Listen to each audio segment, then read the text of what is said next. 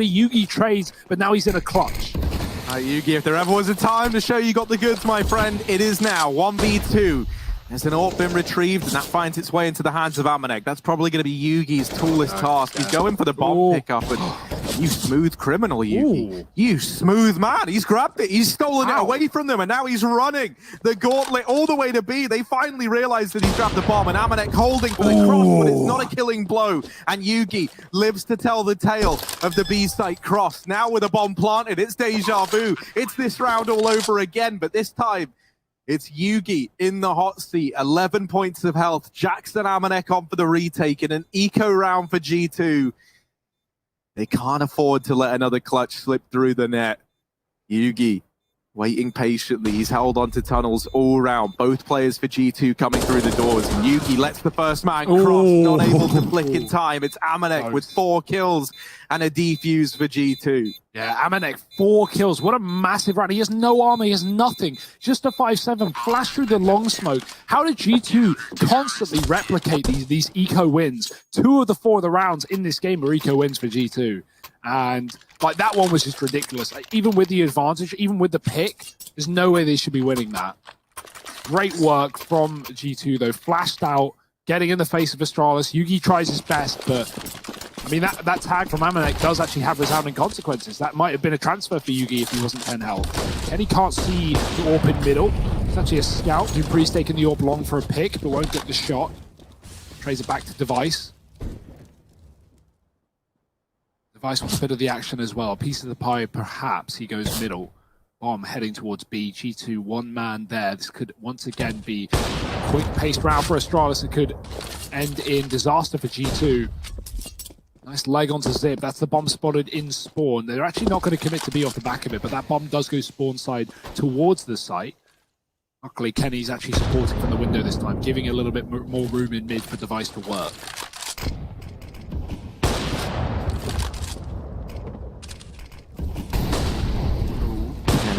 His time to shine now. That's Dupree found. They're pressuring him, but Kenny's not moving. With this follow-up onto Magist, he's now relying that Amanek is going to be able to hold down the tunnels. Don't be confused. That was Hunter dropping Device down in mid, not Amanek here through the smoke. Don't worry, guys. It's actually going to get mopped up by Kenny. So G2, 5th round to their name. They keep it nice and clean. That's brilliant looking to the future for this squad, because it's an eco right now on the Astralis side. Certainly a round that we didn't expect to see, given how this game started. A 6-1 lead for Astralis, but G2 has certainly closed the gap a little bit, thanks to these eco victories. Bit of a streak here now of a 3rd round, perhaps, if Astralis can't win the Glocks. And, well, I would be betting on Astralis not winning with Glocks.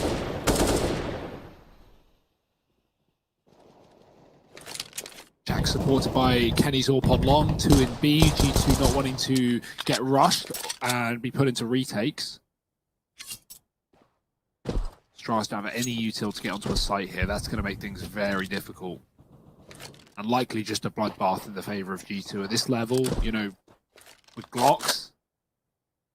It's a very different case to being, you know, on the CT side with some PT50s and some flashbangs than it is to be on the T side when you've got to get through these long-range battles or these tight choke points. Either of them are unfavorable, and in towards the A site, Astralis head. Missed shots, though, gives Astralis an opportunity to at least get a bomb plant in this round. That would be excellent if they could do it. The molly's there. The plant is in, though. There's the money made. They're going to burn to a crisp, but it doesn't really matter for Astralis. That is a profitable round. Device kills Nexa, and even though Zip is going to probably just save his Glock, that's going to be a sick round for G2 and a big bonus when it comes to the cash for Astralis. Locked and loaded is that round. And now Astralis can fully buy moving forward.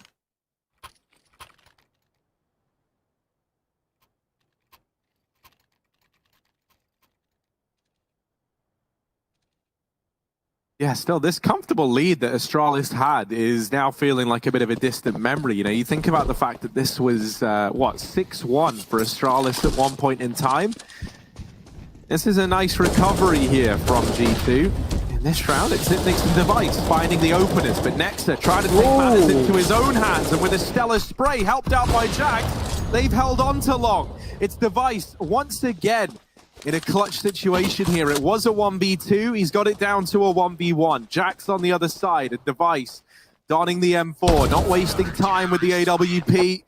Gets a little overzealous there. Jack swings out wide, takes the fight early, isn't playing the bomb. And Device wasn't ready. 7-7. G2 tying this one up. As we said, this was 6-1 in favor of Astralis at one point in time. So this 7-7 scoreline is a well-recovered half from G2. Don't get me wrong, G2 have had bad games against Astralis. They've been stomped, but as said on the you know the analyst, I keep saying desk. It's not desk, but I guess I'm going to use the word desk. Is the fact that G2, if their players are performing, if they're at the level that we know they can be at, they can certainly compete against Astralis. So. Right now we're seeing that in the server 7-7. And do remember as well, all these previous matches, all these historic days between Astralis and G2 here in the Road to Rio and EPL and Katowice, that was all without Yugi, that was with Glaive. So Astralis are playing a harder game right now, considering they don't have their in-game leader in play. Right now, G2 are in full control of this last round of the half. A man up, Device tagged, and a man stuck at Gandalf. Could work in Dupree's favor though, he's kind of timing. Check though, Hunter. Oh, it's a messy one. Looked like it was on for Dupree, but not connecting. Hunter now going wide with a couple more before his demise. Device is dead, 2 through the smoke, and G2 will win the half. Great start for Astralis, but they slowed down near the end. Who's going to pick it up? Moving to the end of Dust 2, you'll have to wait and see. Join us after the break.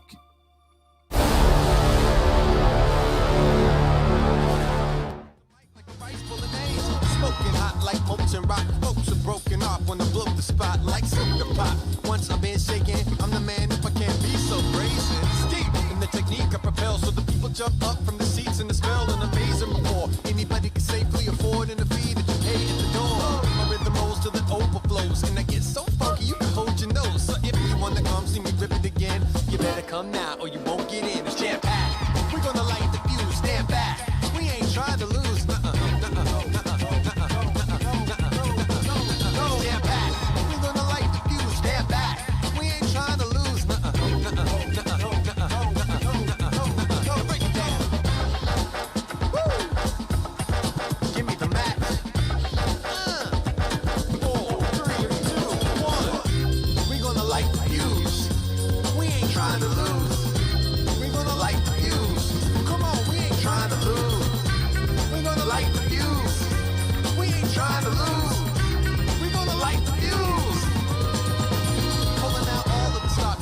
When you watch, we'll be rockin' for y'all to the call and the cops, cause we back 'em in. Let my rap begin, then I move like a fuse when it's crackling. No eagle trip or loaded clip, no keys to flip or bones to pick. Undefiled and it's fresh, cause it gets volatile with finesse. Hip hop style at its best. When I go up and do my act, play shakes till the roof is cracked.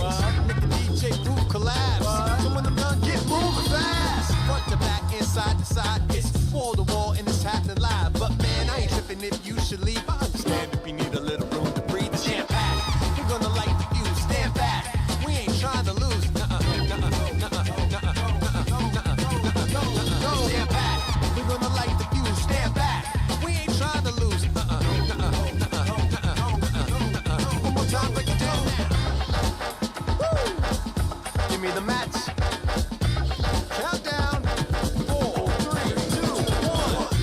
We're gonna light the fuse. We ain't trying to lose. We're gonna light the fuse. Come on, we ain't trying to lose. We're gonna light the fuse. Come on, we ain't trying to lose. We're gonna light the fuse. Woo!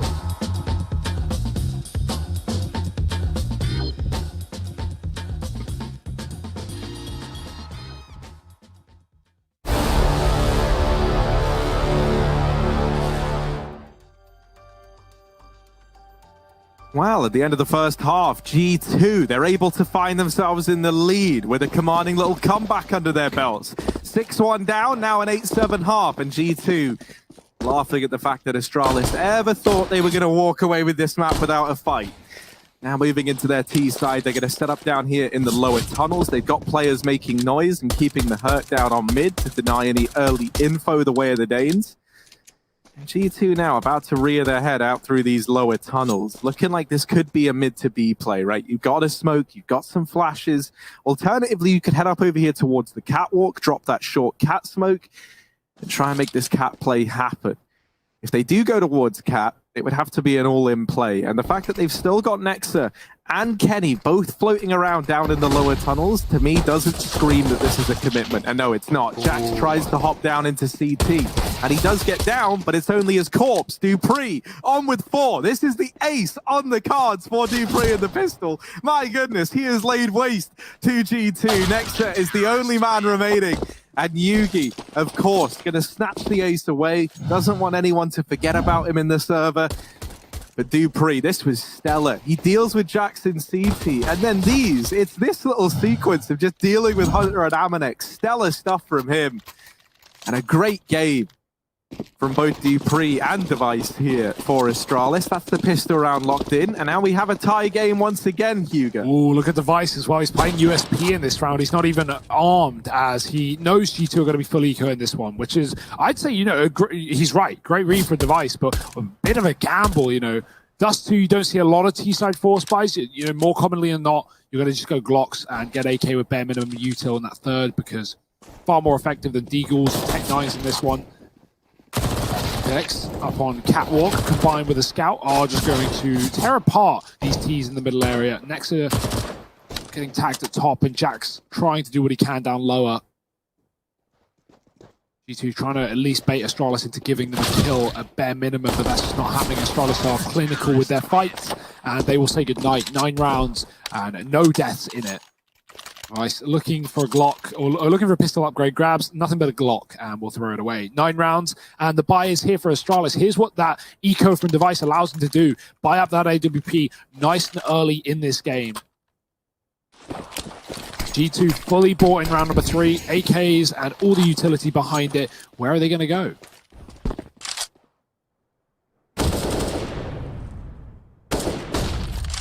Well, quite the opener found by Kenny.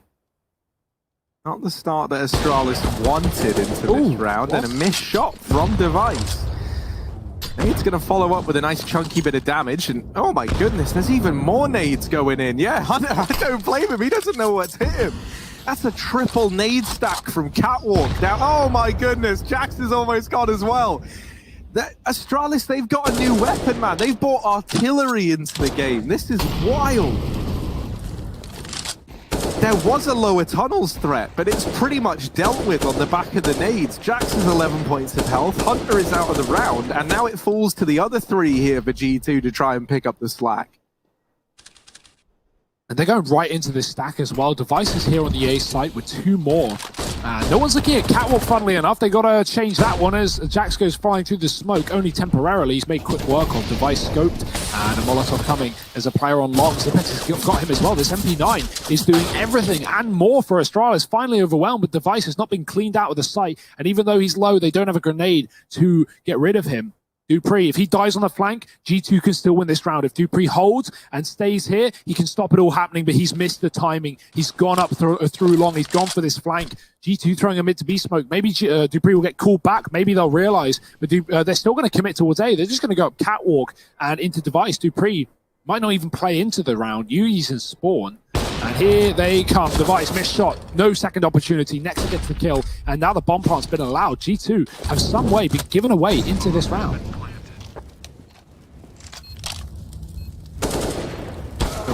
Nexa.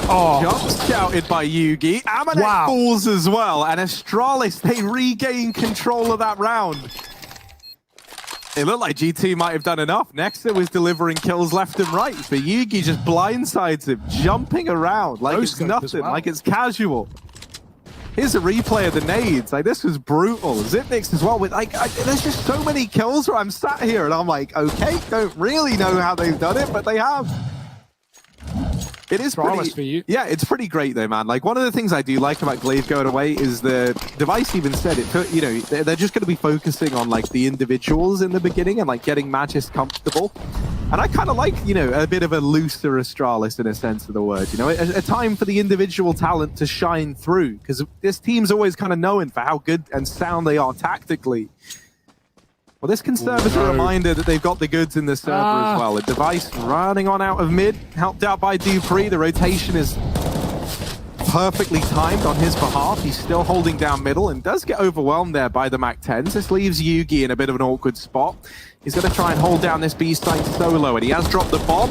He's actually removed two. Hunter with a flank down from the catwalk, though. He's made this round possible. He's put them in a doable situation. Yeah, you can see Zip just runs away from that fight immediately, though. He wants to play with Yugi. They have util, and the bomb on B, it's dropped. So Astralis don't need to risk anything in this round. They can just wait for G2 to come to them.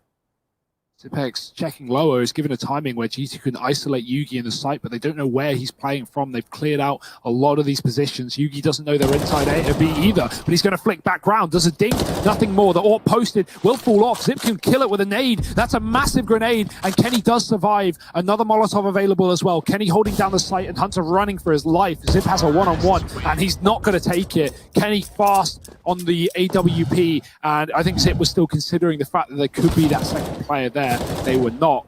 Nice B hold from Yugi, but yeah, the setup for Astralis, they're getting a lot of very unfortunate timings in this game. Thinking of, you know, Dupree going long when he's flanking mid, and G2 just come back on Cat right there, checking tunnels when G2 are coming in through middle. Astralis have been getting caught out a little bit here, unlike them, but 10-9 up. What's the play here? Oh, well, Dupree, he's sick and tired of waiting around, and with that molly behind him, he doesn't have much of a choice. But one of the things you gotta say about Astralis is, man, it's like they're all on like the same wavelength. It is like a hive mind, the way that they play this game. Everyone's helping each other out, and Dupree has his life saved there. A great flash, and Nexter is so blind. Amanek and Kenny left in a 2-on-5. Amanek's caught a timing out through mid, and they don't know he's here. Kenny is the bomb and almost goes down. Amanek could win this whole round, and yeah, they're not ready for him. He gets the kill at B, He turns around, follows up onto Dupree, and he's carved a path back into this round for G2. It's all now hinging on whether or not Kenny can survive the journey, and it's looking good for him. He's ran all the way through T-spawn. Zipnix is going to try and cut him off, but Amanek's already moved into the tunnels, is already here to help out, and it's another kill for Amanek in this round. He's put them into a 2-on-2 with just the MAC-10. Magisk and Device. Oh, well now just Device. Amanek is on for the ace in a round where it was him and Kenny up against the flawless Astralis. He's made it doable. He's made it more than doable. He's almost locked in the round for G2. Amanek, the savior, the Mac Daddy. And come on, get the ace. There it is. He'll get it. 5 kills to his name, $3,000 made. And it's all on the back of catching that timing through mid and just maintaining the trigger discipline. He had kills on A that he could have gone for, but it was at quite the range, and he just beelines into the B bomb site and wins the whole round on his own. You'll notice 4 of those kills are headshots. I think only one of them was a dink, and that's because Astralis had low economy and bought up. They fully invested, but they didn't buy head armor. That's a common, way to save some money when you know you're up against AKs, but that's why Amanek pulled that in, right? Astralis think they're up against AKs, psych. Back 10 in play, and there's 2 of them here and now, and an eco round for Astralis when G2 definitely know what they're up against. No way Astralis can fully buy into this round, and now they need to give not only G2 the lead, but a little bit of wiggle room as well. Astralis won't have the money in the next round to fully buy up. Gotta wait. G2, they're certainly doing that. They're stalling out this round time. Astralis are hoping for a kill to come their way with the pistols, but one by one they're getting made work of. Kenny dropping Device. Zip is near the end of his life as well. He doesn't know it, but Hunter's up catwalk with the MAC-10, and that's A cleaned up, taken. And no one here for Astralis to stop that. Jax is cutting off rotations, or at least trying to, and he will get denied. Kenny, careful, you've got the AWP, buddy. You don't want to lose that, as it's going to be the MAC-10s that find almost every kill in this round. G2 up to 11. Astralis still with 1 more eco before the things start to get back on track. So, yeah, may as well keep running the MAC-10. Why not?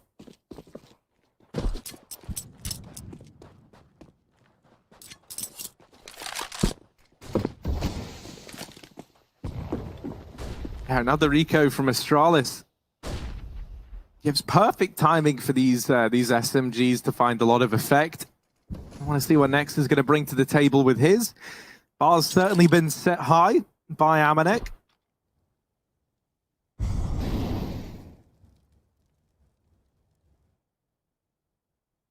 It's a quad catwalk set up here for Astralis with all these pistols. What are they going to be able to find from this? Because Astralis taking this gamble, they're hoping that people come cat. With how G2 is set up, it certainly feels like they are going to try and take this catwalk. Kenny gets deeked on the cross at long, and now they might be looking for this trade. This might bait them in even further. Alternatively, they just mid to B, and I think they figured this out. I think they realized, okay, it's a cat stack. Let's go. Let's take this site. Dupree, USP. These aren't great odds for him to defend this site, and he falls almost immediately. For Astralis now, it might just be a save on this orb with Magis. You can maybe justify sending these pistols in just to try and find something, but it looks like they're just going to play bodyguard to the orb.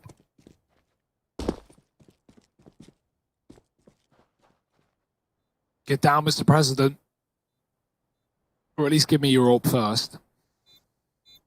That's the only thing other than the Kevlar and Yugi Astralis are really going to take out of this round. But at this point, take what you can get. G2, they're in the lead. They are 12-10 up right now, in control of this map. Not only a long old comeback in that first half, where Astralis had a 6-1 lead and ended it with 7 on the T side. Now in this half two, pistol locked in for Astralis, the conversions. And ever since that point, G2 have been clean with the rifle rounds. And I mean, we've had a lot of ecos for Astralis, right? Economy has not been their mainstay. And so a quick pause before they get back into the gun rounds, because this game is certainly getting a little close, a little worrying for Astralis potentially. 1-10. In the last 9 months against Astralis, but their only win was on Dust 2. Well, G2 are looking to add another one to the list. Certainly easier said than done, but they are in pole position, 2 rounds ahead. The buy is here. Nexus is still on a Mac 10, despite players being on double-digit money for G2, so really feeling confident. And what that does do is the fact that G2 have been running so many Mac 10s is Astralis feel the necessity to buy head armor, and that's what they've all done with the exception of Yugi. Don't be fooled by his $400. He can't afford it. His armor isn't at 100 because he did survive last round. So we've had a PC crash on the Astralis side of things. That will be hopefully quickly solved. We even had one over here and you guys didn't realize. So, you know, you can get that done, sorted nice and quick. Back into the gameplay. And this is it, the most crucial rifle round of the map. If G2 win this, they might just go over the line. If Astralis do, then they can still fight on Dust 2. Well, Amanek fast flashed out at long, and there was meant to be a bit of a response here. The counter flashes are in. Magisk is going to try and get across into the pit, but he doesn't survive the crossing. Nice. There's the follow-up nade from Zipex, and that's going to keep things even. Now, the rest of G2, they're looking to hit B. They're looking to go in, and Yugi has to make a stand. He's doubled up, and that's enough for G2 to reconsider. They leave the tunnels. They slow it down. Now they're no longer looking to commit. Dupree continuing to spam them down. I think maybe we stop standing on the other side of the smoke, G2. He's not the 2 players you want to try and trifle with. And Dupree, he's lost him for blood. He's going to tuck himself in and play this crossfire with old mate Yugi at the B site. G2 with a minute left on the clock. Time is really their only ally at this point in time. Kenny going to start to creep on forward. Yugi looking to be this first point of contact. Dupree yet to get a kill in this round, is a bit of an unknown entity being in this corner. Yugi swinging out, does best Kenny, and able to assist with the follow-up onto Nexus. So it's a nice clean round for Astralis. They lose Magisk early on, but they are quick and hefty with the response. Yeah, worth noting that Magisk is in-game leading inside of the current Astralis roster. At least that's what Yugi claims in recent interviews. So I think that's interesting. I'm sure Zonic is having more, say than ever inside of this team, considering he can comm while the round's live, and obviously the fact that the regular in-game leader is not here. So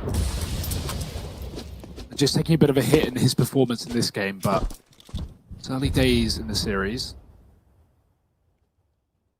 Zip is close on long. This is a dangerous position, but he's going to move away before the smoke fades, so it shouldn't be a problem. And plenty of utility to stall a long play as well. G2 grouped in B with the bomber top mid. They want to take full mid control, make sure this orb isn't looking down. It would be correct in that assumption. There are 2 though for Astralis. That's something that hasn't been in this game, or hasn't appeared in this game yet for Astralis at least. So Yugi and Device. 1 on B, that's Yugi. Device is on long. He's going to have to deal with his cat take as G2 set up the utility.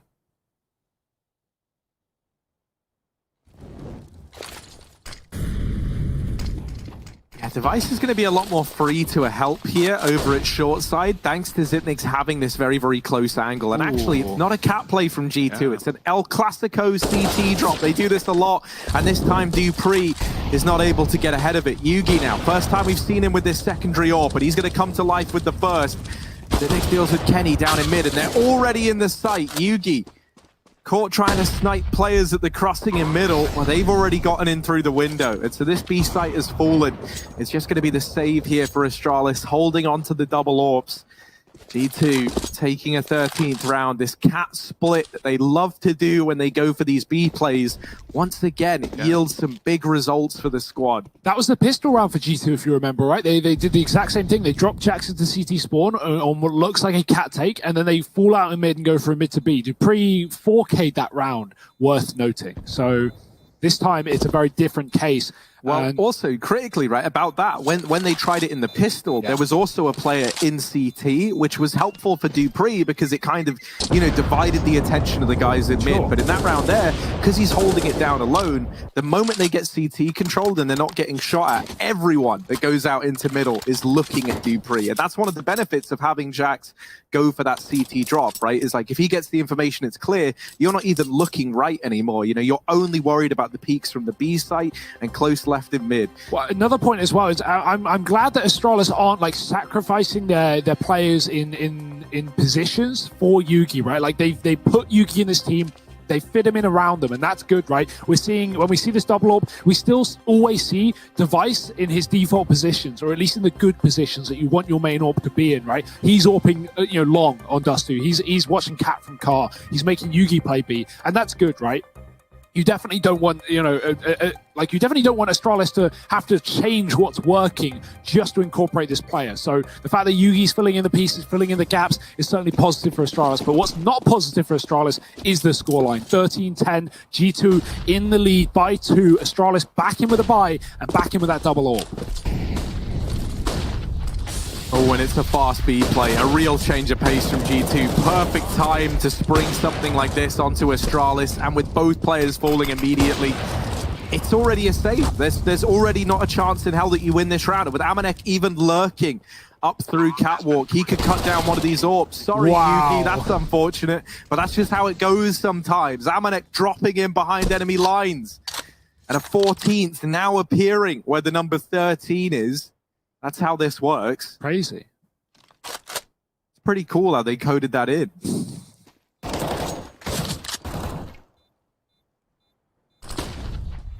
The save is successful, Harry, but I mean, so is G2. This is a great Dust2 game for them right now, right? Considering Nuke and Vertigo are coming up, a map pool that certainly favors Astralis, like most map pools do. G2 definitely needed Dust2 in this series if they wanted to make it competitive, and boy, this is more than competitive. Full save, 5 alive for G2. Only 2 rounds to push them over the edge to let them take their map pick in the series.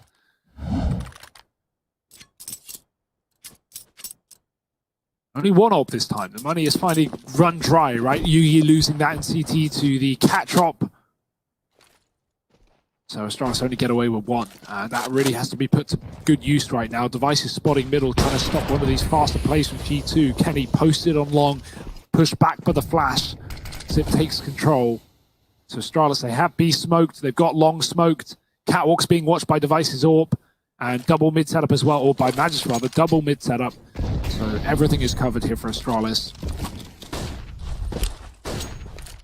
And G2 letting them get away with it, at least for now, not really pressuring too much. It's a flash in mid for some information. Hunter goes for it, but Molly does land. G2 looking like another A take. Again, with the setup, right? You could always fall back into not only mid to Bs, but if needed, throw Jackson to CT spawn again. Try that same setup. We'll see if G2 just commit to the 5-man cat play, though. Everyone's here right now. Magisk is looking to push it, and he's ahead of the flashbang as well. Good shot. Magisk gets one. That's worth it. The trade is in. Device is posted with the AWP, and Zip is on long as well. G2 are already getting flanked. Last time Dupree did this, he pushed too long, and he went long. This time he needs to come in on that cat flank if he wants to win the round. Oh, and he's caught a good timing there. Dupree coming in, and Device now repositioning. Is given a bit of breathing room as a result of them having to turn around and deal with his teammate on cap. And Astralis, they do get a handle back on that round. It's a team ace, everyone pulling their weight for the Danish side. 12 now on the board, still 2 behind that of the G2 squad. But a chance for Astralis to recover within regulation. As we approach round 27, the money for either side is okay, but it's definitely Astralis bearing the brunt of the risk right now. And for them being the team on the back foot, that is not where they want to find themselves. This next round, this one right here, is imperative if they want to keep this comeback rolling. That's a good time nade from Device, but actually Jax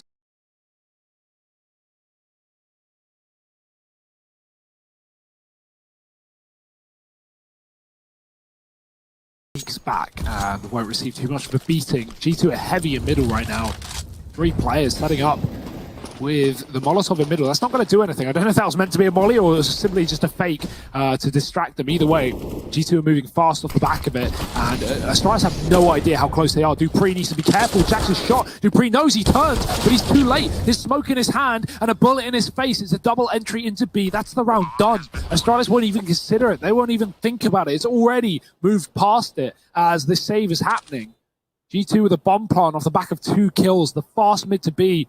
We saw Device go middle last round with the AWP to deny exactly that, and G2 do it one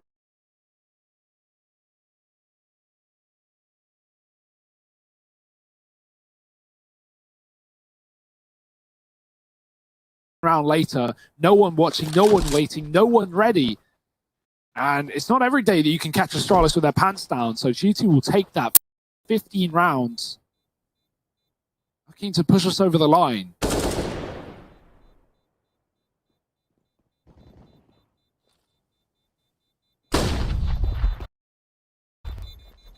Yeah, G2 are even hunting, and I absolutely love this decision to hunt. If they even take one weapon away, that is huge. And if Device falls with the AWP, that would be even bigger, but they're not moving, they're not budging. Device, Magisk, and Zipex able to stay alive.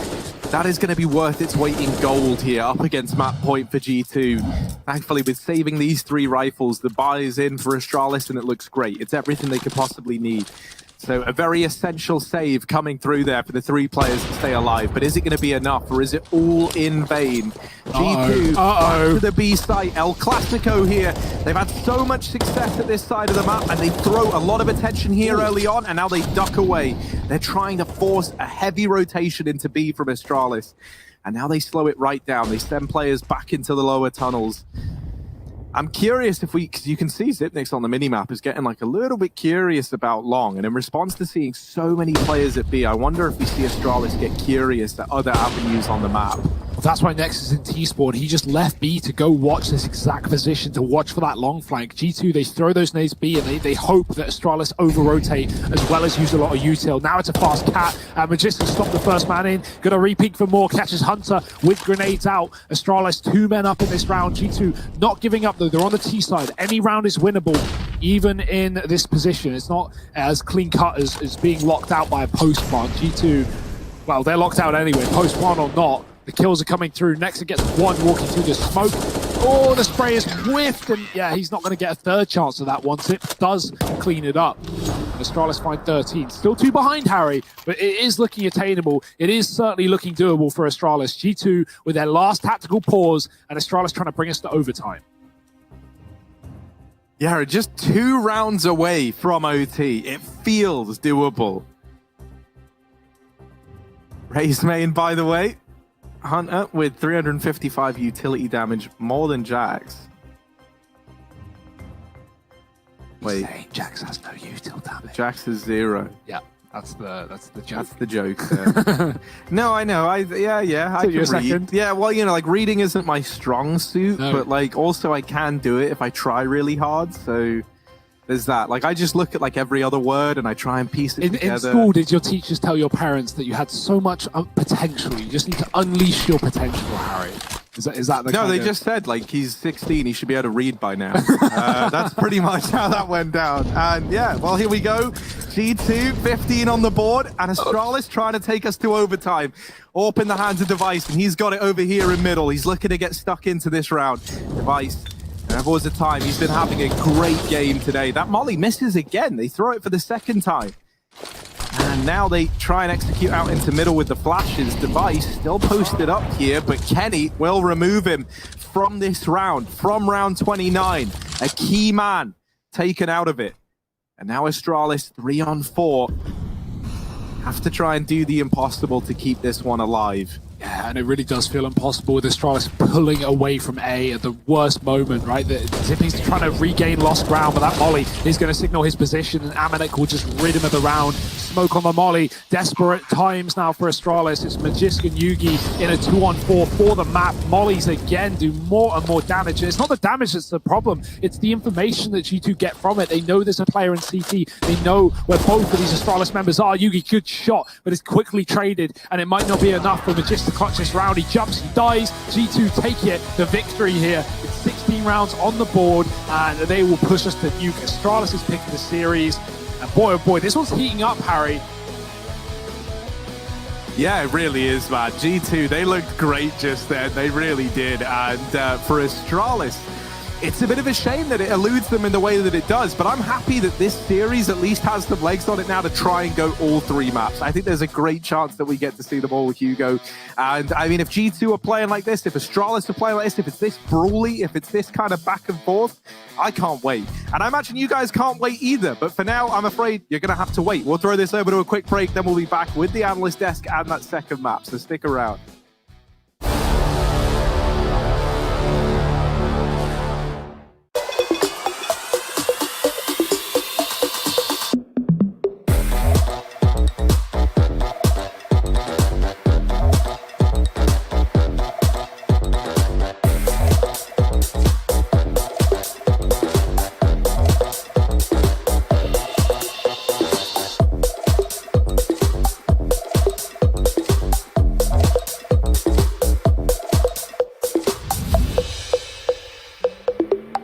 Hey, it's me, Lily from AT&T. I'm back working from home and here to help. Hey Lily, I'm hearing a lot about 5G. Should I be getting excited? Depends. Are you going to want faster speeds? I will. More reliability? Oh, also yes. Better response times? Definitely.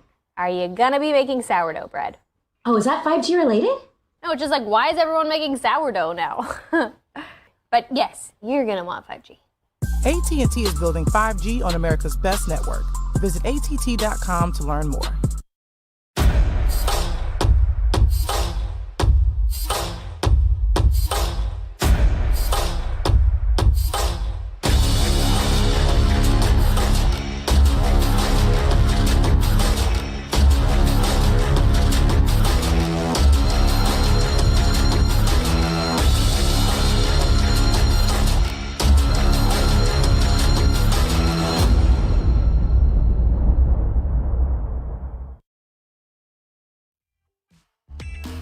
Inside creeping, my curse so right, so wrong. Bad moves in the heat, tearing up the scene. I'm disco dynamite. Bad moves in the heat, DJ drop the beat. Come on now. Oh, with the crazy dance like 1980. Oh, with me, baby, you ain't gonna say no. Hit the floor, feel the sound. Baby, can you get up on this boogie, baby? Oh, with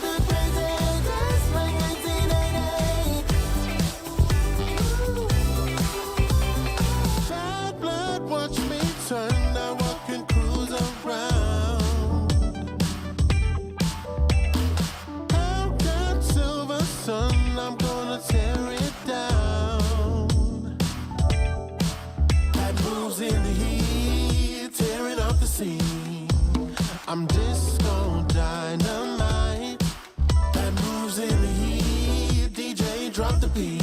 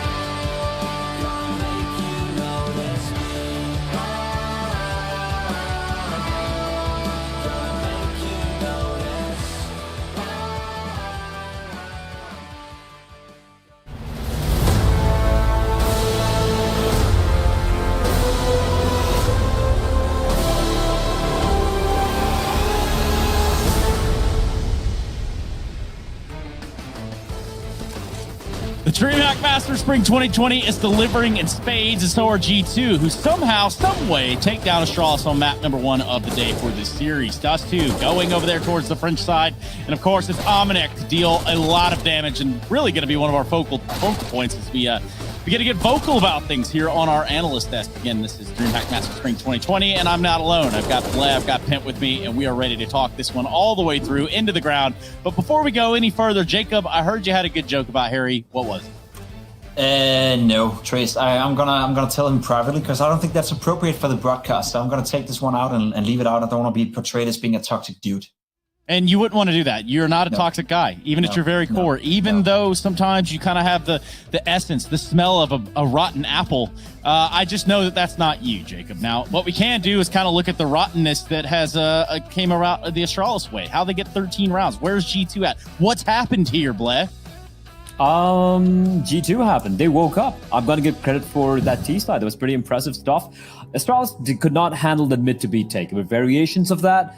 They were overthinking things. They were over-rotating at times. They didn't know how to handle it, especially when they got that mid control pimp. You noticed that as well. And they had a player dropping down from CD spawn. Yes, they didn't work on a pistol round because Dupree had that insane 4K at mid. But apart from that, it did work out a couple of times. They kept mixing it up. And then Amanek, man, he had so many cool moments. And 16-13, bear in mind, there were 5 clutches there. I think 3 of those clutches actually went the way. 2 went the way of Astralis and 3 went the way of G2. It was a very close affair, but G2, got to give them credit. In the final half there, they managed to really step it up.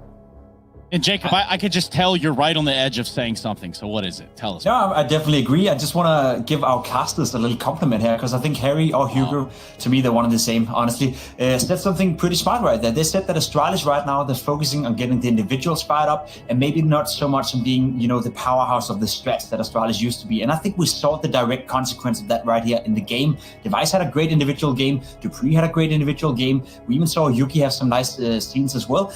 It was not Astralis not playing well. It was just them not approaching the game the same way they used to do when Glaive was the in-game leader. Also, as Bruce said, G2 played one hell of a game. Despite having this ace, having this performance, that's always great, and that should be enough for Astralis, but this was a very, very messy game. A lot of anti-equals won, and I think this is the direct consequence of Astralis focusing more on the individuals than focusing on the big T. Which is an interesting talking point altogether, especially when we consider Nuke being the next map of this series. That is the pick of Astralis. Now, we talked a little bit about the picks of bans prior to the game starting. We were kind of looking at this and saying, okay, well, where's Train at? Train could slot right in there, but instead we get Nuke and then Vertigo. So let's talk a little bit about Nuke, Bleh. Yeah, looking at Nuke, I mean, if you look at all the 3 maps, and I think it was a win condition for G2 to even get to the 3rd map, they needed to take Dust 2, right? So that's one win condition met. But then you look at Nuke and Vertigo, Astralis is going to be feeling very comfortable. The problem right now for Astralis are they're playing G2's game, at least on Dust 2. It is a map which can get a little puggy, can get a little scrimmy. And like Pim, you just mentioned, and I think it was Hugo who mentioned that Astralis are playing a much more individualistic game right now, which is something that G2 are like. That's their style of play, and that's working out for them, which is why I think they got the edge on Dust 2. Going into Nuke and Vertigo, I think despite the fact that Astralis looked a little loosey-goosey on Dust 2, I think the protocols are too much for G2 to handle on both those maps. I still believe Astralis is going to take. Just a quick note before we go to a break here, Trace. This is the first time we're going to see Astralis play with Yugi on the map of Nuke. And Nuke is a map where communication is important, rotations is important, and team play is important. If Astralis don't fix that, if they don't step it up like we saw in Dust 2 right here, I could see G2 potentially pressure Astralis. Let's not forget, Astralis still the favorites. They should be winning. But G2, they're playing well. So as we said in the pregame, this could be a close one. Yeah, in the not so distant past, this map was really kind of a staple of what Astralis was doing within their project. We're looking at a Nuke that used to be their stomping grounds. Do we feel that solid about them here? I don't. Would you get in the lineup? I think it could be a close one. But that being said, he has been playing well so far, so let's see.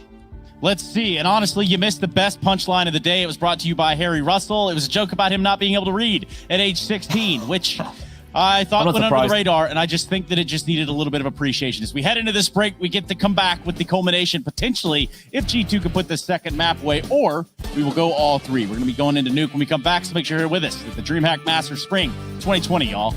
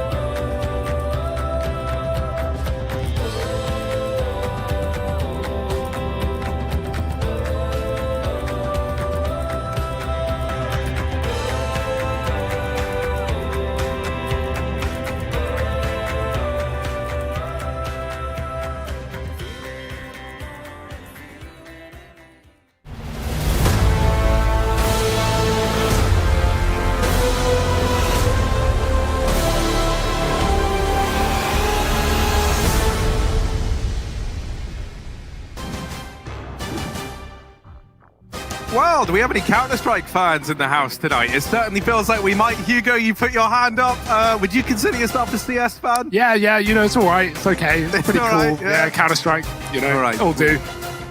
So yeah, Hugo, we got a good matchup on our hand. G2 taking on Astralis. We just saw G2 pick up Dust 2. Obviously, their map pick in this series, winning it uncharacteristically so. And now we head to Nuke. This is famously a Danish map. This is famously the OG stomping ground of Astralis. And you can see these Betway odds. They're actually painting a picture that G2 are coming into this as the favorite. No, even after winning that map, I don't know about that one. I'd be impressed if they could do it, but looking at the maps of Nuke and Vertigo, even with Astralis not having Glaive here, you would like to think that they have the grit and the determination and the individuals to take us through. We'll have to see though, Harry. No more speculation. Device is walking through a main smoke. Nexus on the other side, and in the wrong way. He's gone outside. He's got a swap. Going to go back in. Device getting hounded. Nexa in the back line does get traded by Magisk, who's a second through that smoke, but in the midst of the madness, it's G2 finding every kill. Magisk does get one. Dupree's dropped B with the bomb, and Magisk is on a tear, finally put to rest, and Dupree will plant, but there's a player hunting him down. Amanek is not waiting around, and maybe he should have. Dupree with a chance to kill him, but no, the backline has Jax, and he is quick to the B-bomb site. G2 find the pistol round, and they set themselves up on this CT side.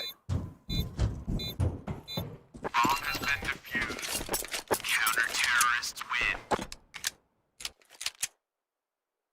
Yeah, look at it continue in their stride, right? With a victory on Dust already under their belt, the momentum maybe leaning in favor of G2 in the beginning. And with this pistol round going their way, if they're able to get off to a good start, we could see that continue here on the realms of Nuke. It's just going to be pistols here for Astralis, with the emphasis on a buy in the follow-up round.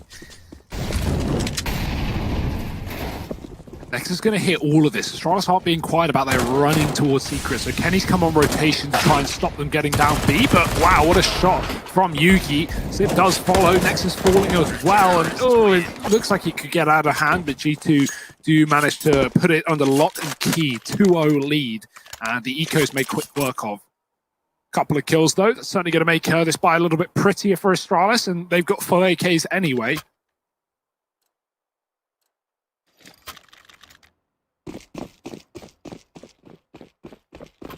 Not even really a bonus round because G2, they lost the SMGs in the last, and they've got full rifles here, including FAMAS's. Astralis go back to Yard though with one man in the lobby.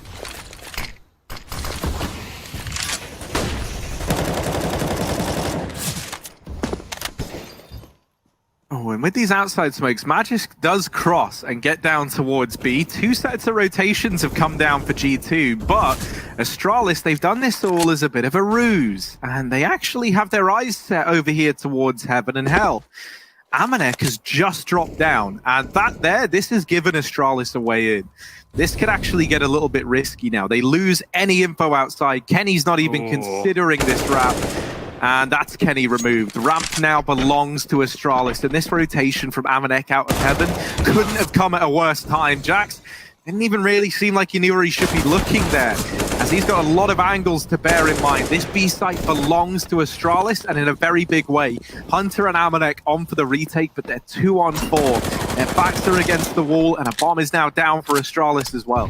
Yeah, they just run down the vent and do at least kill Magisk and get guns, but past that point, they can't stop the plant, and Astralis is holding on to Secret. Amanek, well, he doesn't survive the round, and Dupree will find 3 in it, so great work from him with the entries. Astralis getting on the board nice and early in this game, not letting G2 make a bit of a streak happen.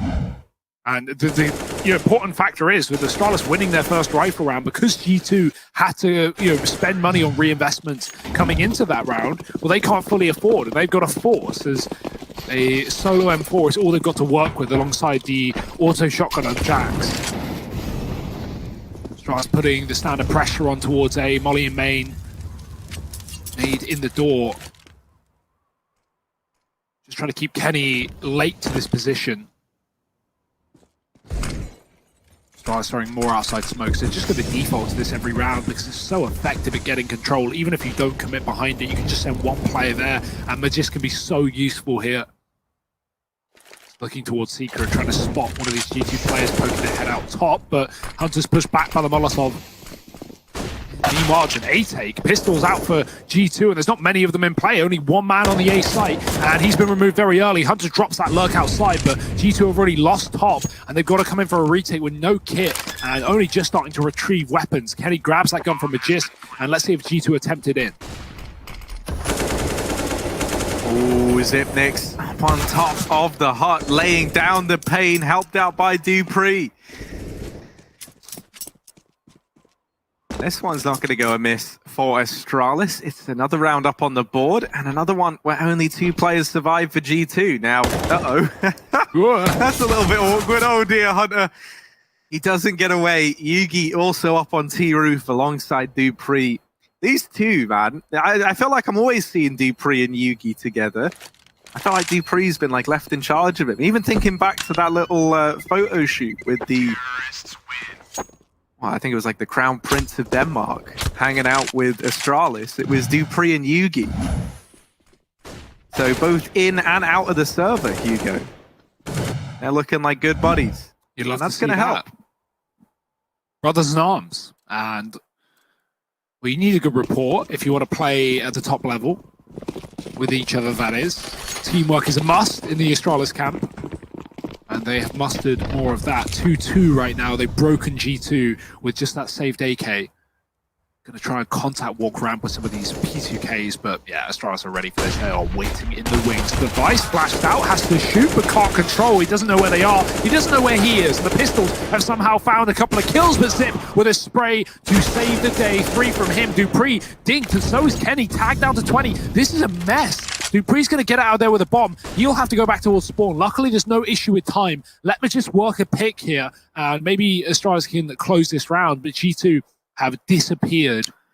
I love this call from Dupree, falling back into T-spawn of all places, right? I think Amanek is going to start to consider that he's wrapping outside, and that is not the case. Dupree is actually hidden right here under Amanek's nose, but Amanek is playing this in a good spot as well. I don't know if Dupree is going to swing wide enough to check this, and he's not going to. So the bomb is now dropped. Magisk is coming in on a lobby wrap. And Amanek waiting. Oh, this is the grossest position ever. No one ever checks it. No one's ever ready. And G2 with only pistols to their name. They find that round. They get a third on the board with the lobby crunch. It's a bit of a classic. And you thought Zipnix had done enough with this stellar spray transfer, but no, not quite.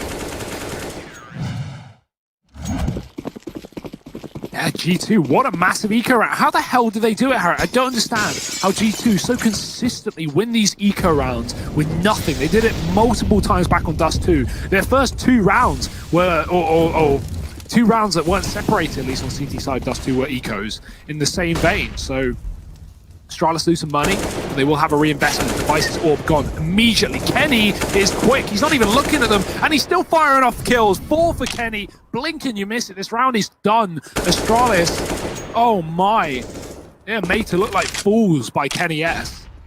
And G2 just a kill away from a 4th round. There it is. It's the ace for Kenny with the AWP as well. He picks it up, and he knocks him down. Oh, vintage stuff. Wouldn't want it any other way. Look at this stuff from Kenny. Look at this second kill. Barely even looking at him. Is this going to happen, Harry? Are we in a world where G2 are going to 2-0 Astralis? Someone wake me up. Pinch me. I mean, I just tried to. And you yeah, didn't surprisingly respond well to it. I don't want you touching me, Harry. Let's see, man. He's pinching every penny in this round. He's got himself the AWP in hand, and he's out here outside looking to make a bit of a ruckus, is Kenny S. Let's see. Kenny, give us something stylish again. I know asking for it back-to-back is a little bit cheeky, but they're only pistols in this one. And Kenny, second kill in the round. Come on, number 3. Oh, maybe not. Device with his deagle. Rings out a shot. There's the response from Hunter. He's not too thrilled about what Device's Deeg has brought to the table, and so Hunter gets it back under control. Zipex in a 1v4, probably just left to do the honorable thing here, and that is take that fight and go down fighting. 5th on the board now for G2, 5-2 up, reinvestment on the cards for Astralis, but this is already a great start from the G2 squad. Yeah, and if you think about how much Astralis default to outside control, right, and love to take, the yard with this deep main smokes and garage smokes that lets you cross really wherever you want in the yard. Well, Kenny is firing off with the AWP, and if he continues in this position, Astralis is going to have a really tough time getting it done. So nice to see Kenny certainly feeling it. But next is in the garage. Back to a more standard setup now for G2. They don't often run the AWP outside. They like to put Kenny in on the ramp a lot. Right now he's on lower, so interesting change here for G2. He watches events for some time. He's checking to see if Astralis have gotten anyone through that main smoke. You can see there's no main player in this round. At G2 gambling with 2 on the A site. Kenny has moved from B to Secret. He can stop this outside path here as Astralis try to cross. Secret Molotov and smokes wide again means Nexa can fight once the garage one is faded. He doesn't need to fight though. He's more about getting information from this position, coming whether Astralis have control of main or can get towards Hell. So he's just going to tuck in and look to be annoying, be a nuisance in the backline as these smokes fade. Oh, that's the bomb dropped by Nexa. He gets the info that it's out here in garage. Dupree, while he does trade it, he is now stuck in the garage. And with only one smoke to get him out of this position, there is the potential danger lurking around the corner. And that danger is from this man, Kenny. With this AWP coming up through Secret, he hears players scoping on in. He knows that they're here somewhere, and there is a man holding on to this position. That man is Yugi. The rest of Astralis getting up into heaven, and we've seen this work for them before. There's a double CT vent set up with Kenny ready to rotate up as well. This is an interesting little layout from G2, but they are more than ready for this heaven split. They are so primed, so ready to go. And Amanek takes matters into his own hands. My goodness, the double CT vent stack of him and Hunter nets all the kills needed in that round there. And G2... I mean, when we saw Astralis attempt that heaven play initially, they weren't ready for it. The first time we saw Astralis bring that out, if you remember, Amanek dropped out of heaven, they conceded the control, Astralis ended up wrapping into ramp, and then they took the round. This time, though, they are so ready, they know what's going on. Amanek does rotate out of heaven, but it's to set up double at the CT then, and to just hold for that split play into the A bomb site. That was a great read from G2 and a great adjustment to something that they weren't ready for just rounds ago. So some problems, some cracks now starting to show for Astralis. Definitely, I definitely agree. I think, when Astralis are going for that outside wrap to heaven, it was so telegraphed, right? The players who are climbing outside, when you climb that heaven building and you don't take the ladder, you want to be quiet, right? You don't want a Hell player or a ramp player or even an A player to hear you. So you're meant to be silent, but they were very loud. They were not hiding that. And because Jax had Hell, he's coming that information to G2. The rotation we get there is Kenny coming up the vents. And even though he doesn't provide a whole lot, just him being in the site was another man that Astralis had to deal with. While they focus on him with that double CT vent setup, it wreaks havoc. And G2 knew the lobby was clear. That's the only way they could have afforded to run that. Otherwise, a molly could have killed both CT players. Kenny, come on, man. That's a smoke. You can't see through smokes. You don't know they're there. Stop shooting them. Leave him alone.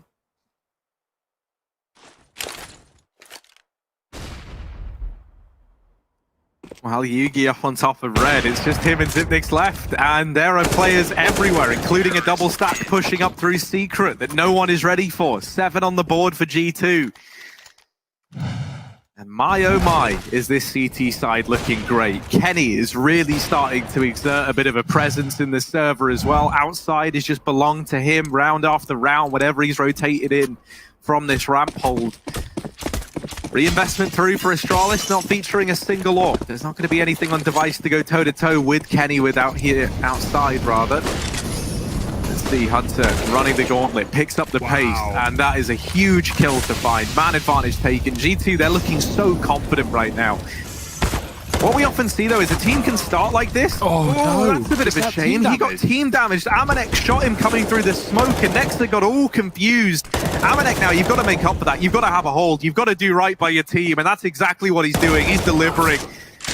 Does put up 2, but it might not be enough. It's all on Jax now, and he's removed Magis. They know that Zipex was last seen inside of this A bomb site, and so he is going to get the bomb planted. It's down to a 1v1, Jax versus Zipex, and Zipex so often a man that we can rely on in these clutches, and that continues to hold true for Astralis. A 3rd on the board. And a round going their way, finally, after a long hiatus away from victory here on the T side. Yeah, a crucial round as well. And I mean, Amanek really puts up a hold, Harry. You ask him to do it, and he gets a double at least, but it didn't seem to be enough. Jack's unable to close out the 1v1 versus Zip.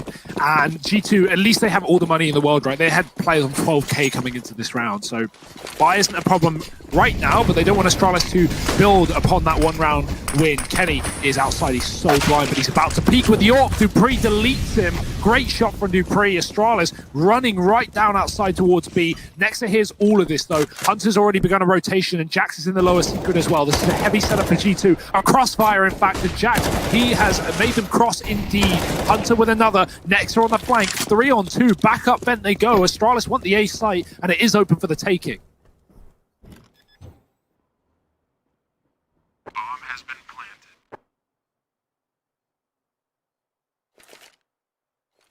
Oh, with Zipex up on top of the hut, this main position is a very, very tricky one to get back into for G2. Flash goes in. That's going to telegraph this is where they're looking to take. Dupree has this crossfire set up. Man does get up through the vents. That's Amanek, and he didn't spot Dupree back in the lobby. Zipex removing one, now falls back into the hut. This bomb planted. So they have to swing wide, they have to go into the site, and the molly's coming late. G2, they just stick the bomb, they win the round on the back of it, and even though Dupree gets all the kills, it's the stick for G2 that wins them the round. It's not every day that you see Astralis lose a round like that, and it's not every day that you see G2 prioritize defusing the bomb. So really, a 2-for-1 in this round. Oh dear, and yeah, you can see the player that comes out of the hut as well. I think it was Zip. He checks close right, and you know, it doesn't feel important in the moment just to clear that corner, but if he didn't, he would have been out in the site faster. He may have even stopped that defuse from happening. So that 1 second check, it holds your weight, and well, it weighs down on the chest of Astralis. 3 rounds in this map. That is it.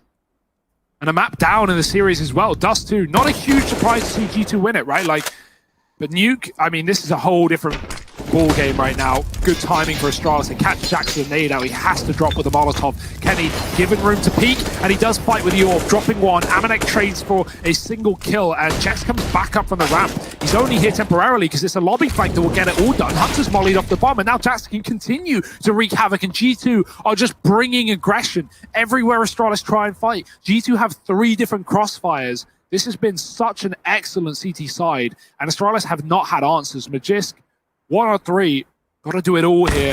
He doesn't even begin to know the whereabouts of G2. They're just going to peek him from the ramp and clean it up. 9 now, rather. I'm not giving them enough credit.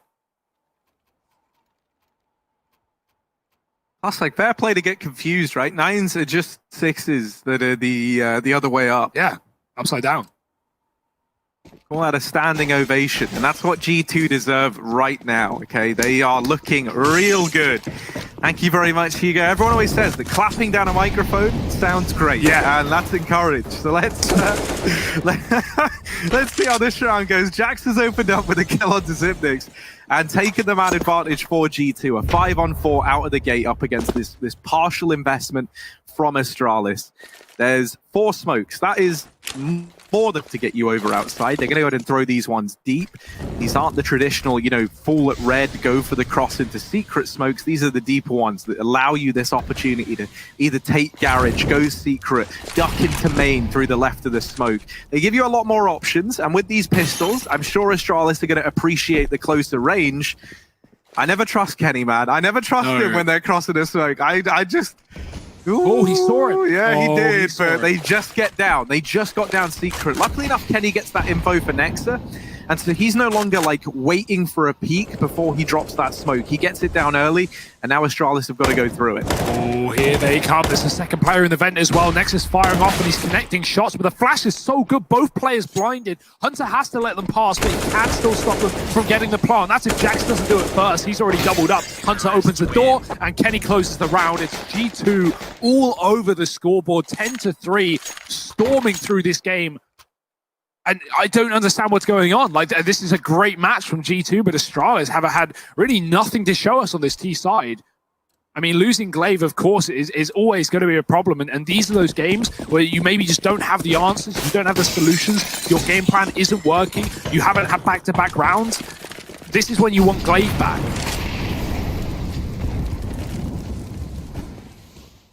Yeah, and this is the thing. These are the situations that Astralis are going to have to get used to dealing with and adapt to dealing with Glaive's continued absence, and also, moving into like a 7-man roster project, right? Now Astralis are playing on the same field as everyone else, right? Without like an auto AI generated in-game leader that just tells you where the enemies are playing. Yeah. Glaive's like, go B, okay, B's clear. But no, yeah, it's kind of mad. No, man, and it's great as well, because I think this 3-month period is really going to show people just how important having a good IGL and having like a refreshed IGL in particular can be for a team. Now, that's a nice lineup for Yugi. He's really done a lot of work in this round. Kind of just talking over it, because this should be a 4th on the board for Astralis, with the kills going down the way they did.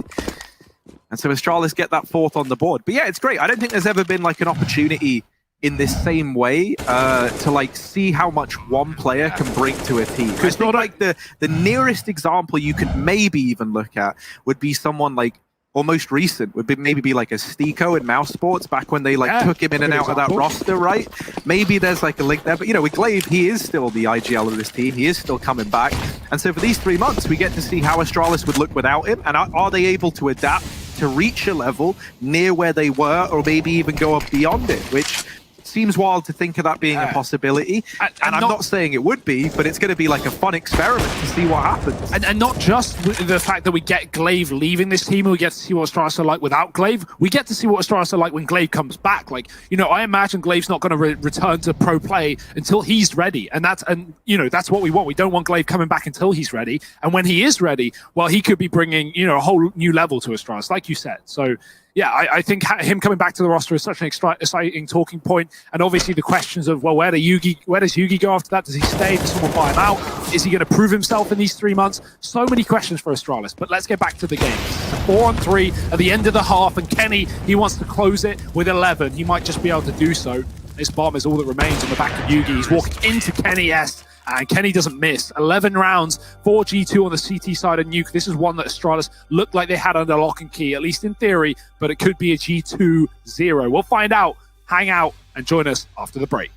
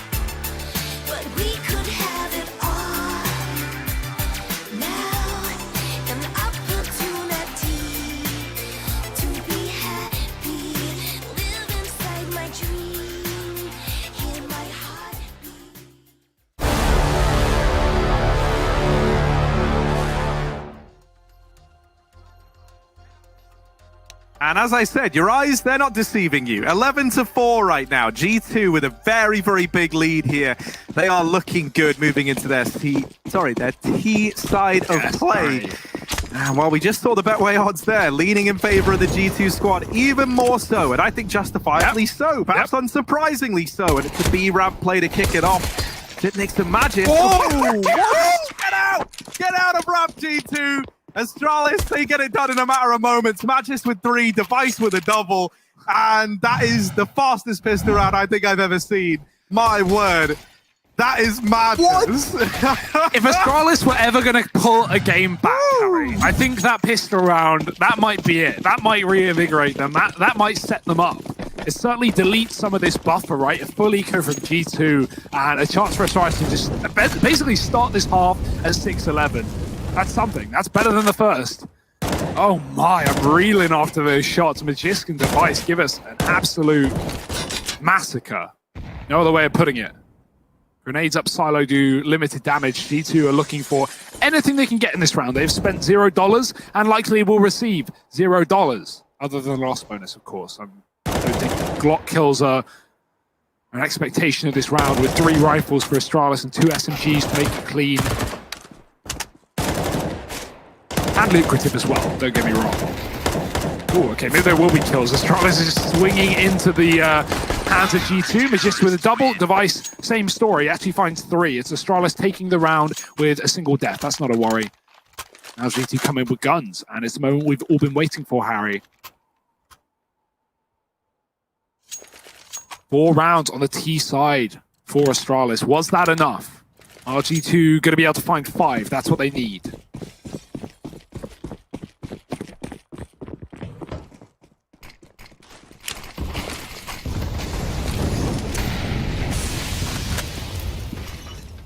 Going to go ahead and try and deny these outside smokes with this molly, and that has left him a little gap, but G2, they're not ready to give an edge like that to Astralis.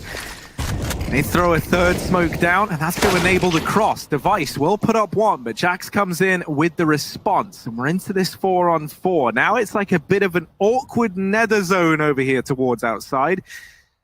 No one's like really sure how they want to play this, and Astralis, they'll try and regain control. They try and send a man up into heaven just to get the info. And the risk you run with that is exactly what's happened. And that is that he falls.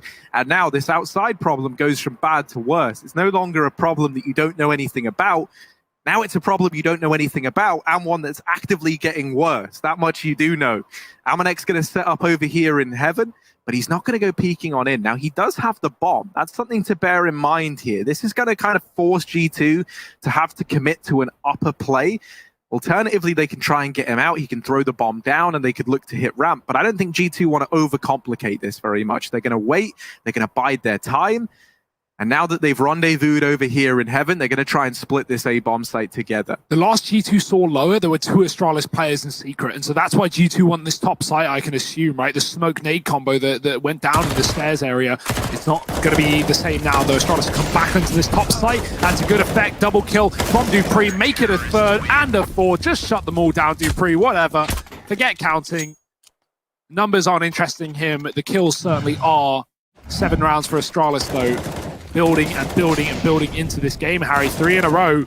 And that's the thing, I can just never count them out. Like, no matter how good G2's T-side could or can be, it's Astralis on the other side, on the favored CT defensive nuke. Like, this is going to be a hard half for G2, even if they are going to win it.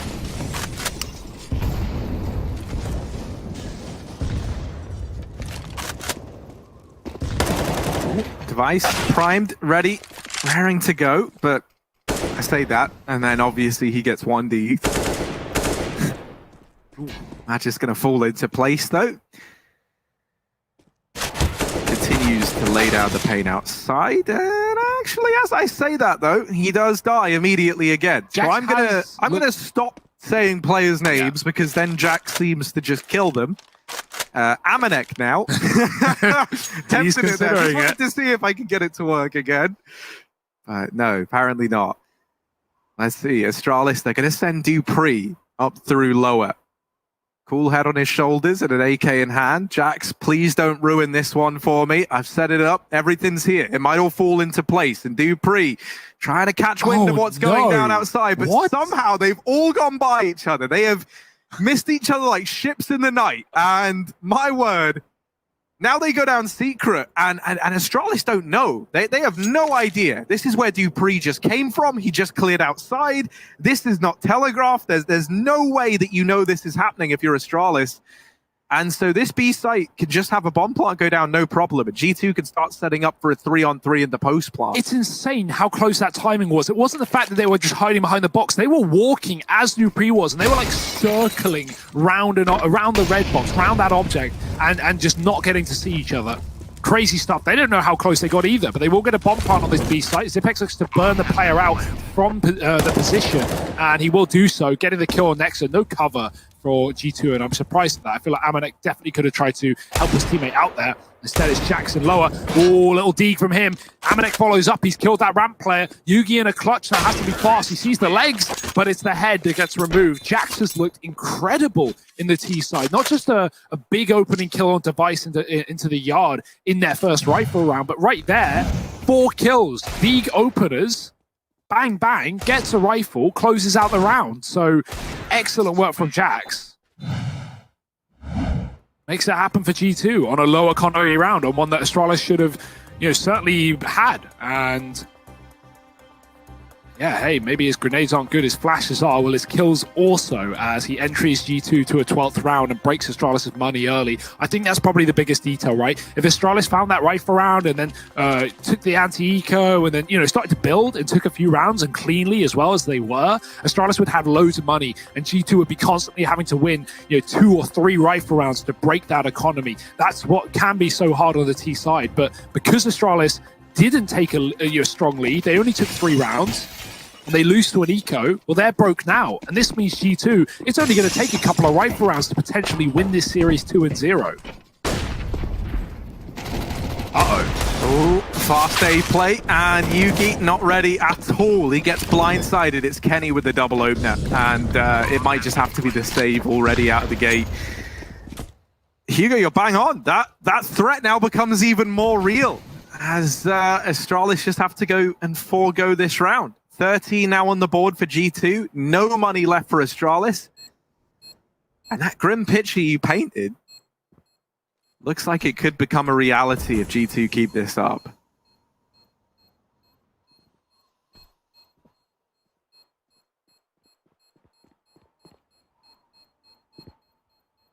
Sneaking out the lobby, and 5 alive for G2. It's certainly a fast A play that will leave Astralis wondering.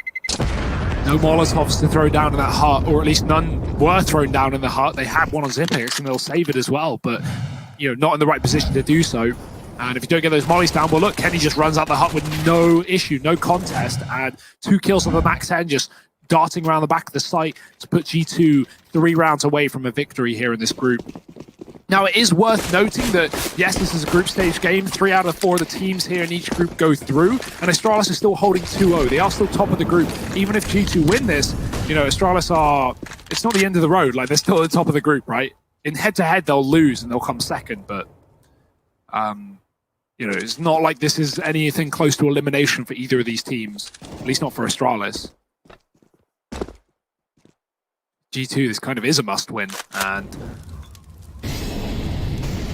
with North already out of the picture, G2 want to get as high as they can inside of this group. Kenny opening up into the door.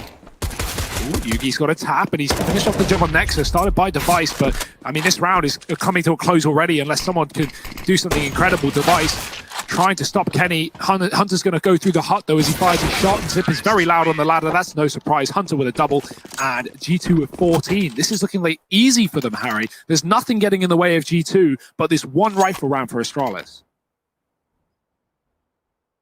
Yeah, so this is either where the Danes really do just kick it up a notch and start to grind their way back in, or this is where the series could just draw to a close with G2 taking it in a 2-0 fashion.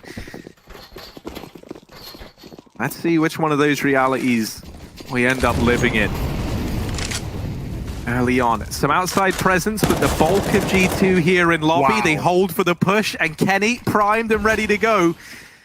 He's pretty much already done enough in this round, and that's scary. You try and lobby crunch, you try and hit them where it hurts the most, and okay, well, all right, Magisk, you know what? I was trying to do this whole doom and gloom angle, but actually, he might have just saved the day. Yugi coming in with another, and now we're into this 2-on-2. Magisk has salvaged this round, and Device with 5 points of health finding that kill has now made it look like a real possibility here. Amanek with 100 HP. He does have that going his way at the very, very least, but the bomb not in his possession.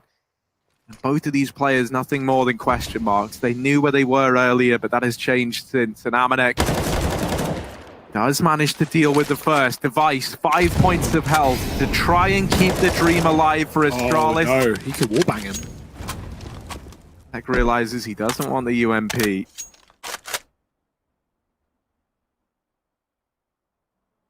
Device has been so good in these clutch situations for Astralis, and that needs to continue now more than ever. Amanek needs to land but one bullet, and might elect to not even have to give that a go. He drops a smoke on the bomb. Device is trying to play a little one-way, and just about. Device so close, but not close enough. It's Amanek securing the 1v2. Match and series point for G2, loaded in the chamber. And just 5 kills away from firing it off and taking this series over Astralis 2-0. That would be mad, wouldn't it? Like, you know, G2, who just got absolutely dumpstered by Astralis the other day in the final of RTR. Like, they got, what, 6 rounds on Nuke by the end of things? Like, this is nothing like that game. They got 8 rounds in a best of 5, Harry. 8 rounds in a best of 5. And right now, Astralis might just fall to them. Yeah, and you know, obviously it's with the caveat that Glaive isn't here and that Yugi's standing in, but it's like, you know, I think it's such a cool thing to look at because you think about how one-sided and how dominant that best of 5 grand final was.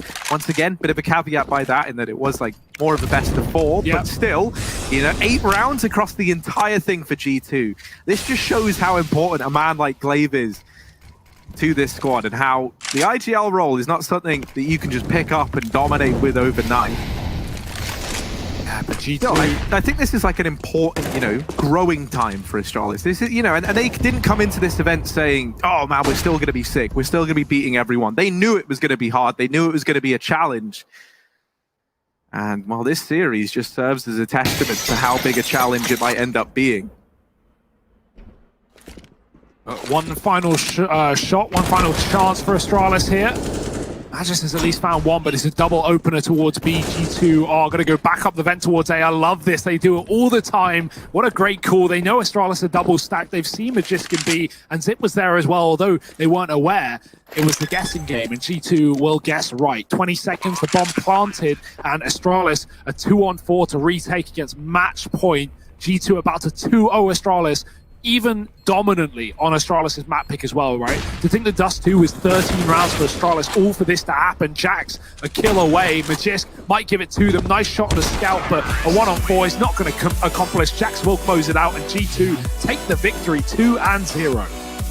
Yeah, and dominantly as well. G2 firing on all cylinders today, and what a performance from them. You know, they take this opportunity to play versus a slightly different looking Astralis, and they come out swinging. They take it 2-0. As you say, we never even get to see Vertigo, which I personally am kind of devastated about, honestly. But if the consequence of that is G2 looking good and setting us up for a very exciting event here from them, then I'll take it. I'll take that trade-off. Yeah, and now we move forward, right? That's our second BO3 of the day done. We move on to the NA side of things. Liquid Furia is our next matchup, but before that, we do have the analyst there, so stick around. You get to hear from the winners, the losers, and of course, Trace and the guys over there, so we'll see you later.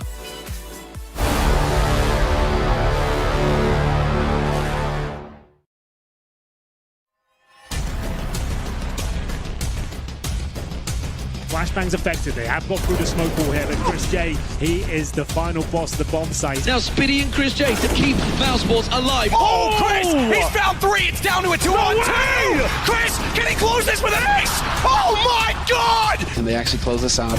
Boom, Chris. Fantastic way to start, and no scopes on him himself. Absolutely saving Mousesports.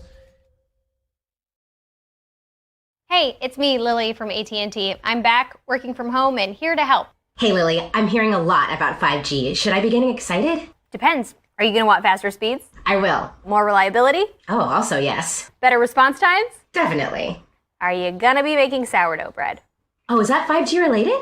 No, it's just like, why is everyone making sourdough now? But yes, you're going to want 5G. AT&T is building 5G on America's best network. Visit att.com to learn more.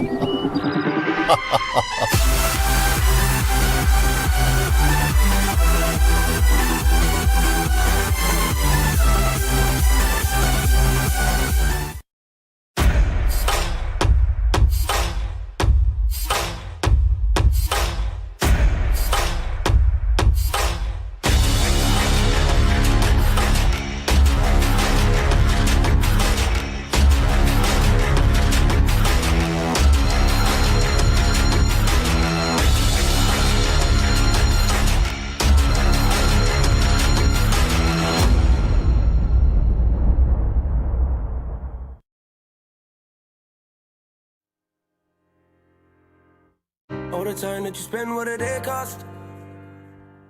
Run around in the full of that chaos. You want a good life, you should make one. Yeah. You show your real side when the day comes. Under the cover of the nighttime, you're trying to speak over the baseline, but I can't hear you, no, no, no. I can't hear you, no, no, no. Catch you slipping on the FaceTime. Every kiss that I could taste lies. I don't wanna hear you, no, no, no. I don't wanna hear you, no, no, no. Can't hide it, no. I'm riding, no.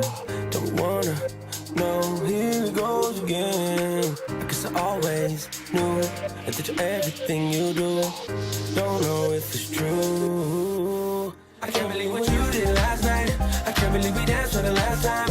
No, I don't need you, I need myself. No, I don't need you, I need myself. I can't believe what you did last night. Cause now I see you in a new light. No, I don't need you, I need myself. No, I don't need you, I need myself. All the time that you spend, what did it cost? Run around in the full of that chaos. You want a good life, you should make one. Yeah. Show your real side when the day comes. Under the cover of the nighttime, you're trying to speak over the baseline, but I can't hear you, no, no, no. I can't hear you, no, no, no. Catch you slipping on the FaceTime. Every kiss that I could taste lies. I don't wanna hear you, no, no, no. I don't wanna hear you, no, no, no. Can't hide it, no. I'm riding, no. Don't wanna, no. Here it goes again. I guess I always knew that you're everything you do. Don't know if it's true. I can't believe what you did last night. I can't believe we danced for the last time. No, I don't need you, I need myself. No, I don't need you, I need myself. I can't believe what you did last night. Cause now I see you in a new light. No, I don't need you, I need myself. No, I don't need you, I need myself. I can't believe what you did last night. I can't believe we danced for the last time. No, I don't need you, I need myself. No, I don't need you, I need myself. I can't believe what you did last night. Cause now I see you in a new light. No, I don't need you, I need myself. No, I don't need you, I need myself. I don't need you, I need myself. No, I don't need you, I need myself. I don't need you, I need myself. No, I don't need you, I need myself.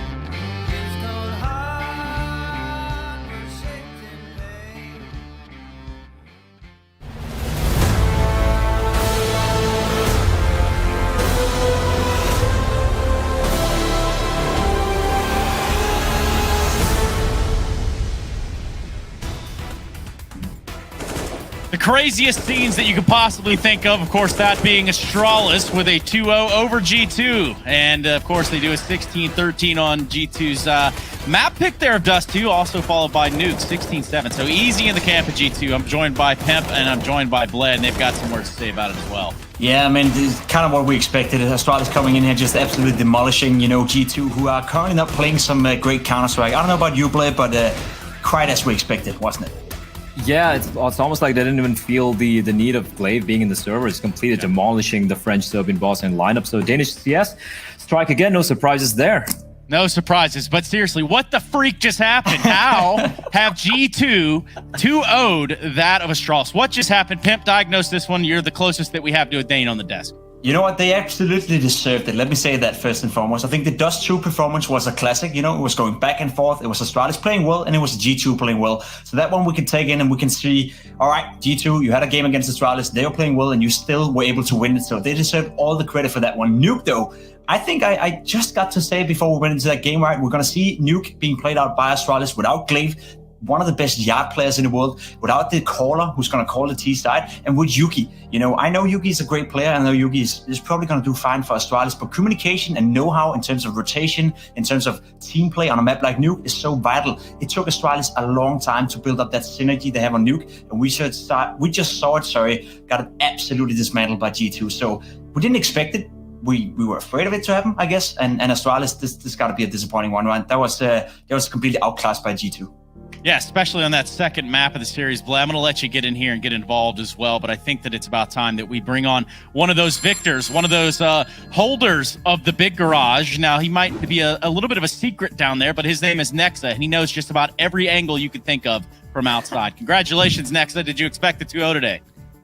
Thank you, guys. Honestly, no, not really. Crazy stuff. Yeah, definitely. I actually have a question, right? Coming into this series, Pimp and I were talking about it. Pimp actually brought up, like, when it comes to your map pool, you've been looking a little shaky on the maps you're comfortable on. I know it's keeping all memes aside with a Dust 2 pick. We thought maybe Train would be a map that you guys might pick first, considering that Astralis are very, they're not very confident in that map. They don't have Glaive around. It's a new player coming in the form of Yuki. Why not Train? Why Dust 2? We were considering it, but we played them twice, best of 5, best of 3 recently, and the only map we haven't played against them was Dust 2, so that was actually one of our stronger maps, so we just said, yeah, let's see how we square off against them on Dust 2. Be honest with me right here, right? Because right now, G2, I think when you look at the results you guys have gotten the past few weeks, right, it's actually been looking okay. The second place in Road to Rio, not a bad result at all. Starting off this tournament a little bit sketchy, but now finding yourself as the first place in this group with Astralis. Result-wise, you guys are doing okay, but playing-wise, you guys are not up where you used to be. What is the big difference between you guys now and you guys in Katowice, where everything was seeming to click for you guys? I think playing online, like our individual level, is all over the place. We are lacking consistency on this, and that's why you'll see sometimes we lose to North with a coach, with a stand-in, and then sometimes we'll do what we did now against Astralis. Like, we need to find this consistency where we're always, not like mad fragging, but making sure that you always get this like one important kill so we can close out the round. How do you plan to find that consistency then? Like, are you doing something actively in order to facilitate that? I don't really know. Like, as a team, I think it's more like about the individuals making sure they feel comfortable playing online and like just being comfortable in their skin and on the server as well. All right.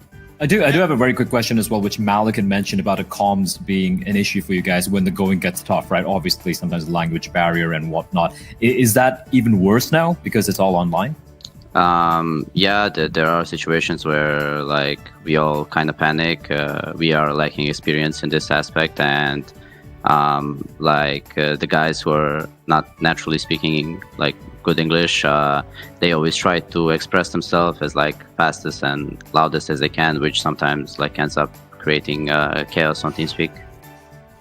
Yeah, and it can kind of make for situations like we have right here, where sometimes we don't know exactly who's trying to talk over somebody else. It creates a really weird dynamic.